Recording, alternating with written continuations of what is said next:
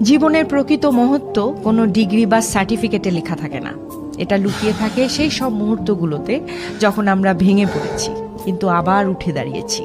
যারা কষ্ট দেখেনি তারা কখনো জানবে না সত্যিকারের শক্তি কি। বুদ্ধি আমাদের পথ দেখায়, কিন্তু চরিত্র গড়ে সেই রাতগুলোকে যখন আমরা একা কেঁদেছি, সেই দিনগুলোকে যখন সব কিছু শেষ মনে হয়েছে।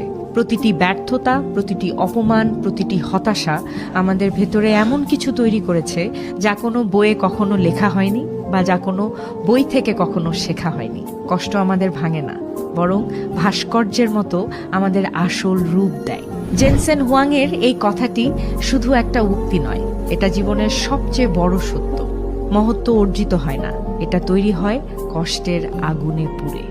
যদি আজ আপনার মনে হয় সময় খুব খারাপ যাচ্ছে, সময় আপনার অনুকূলে নেই, কষ্টে আছেন, তাহলে এই উক্তিটি, এই ভিডিওটি আপনার জন্য।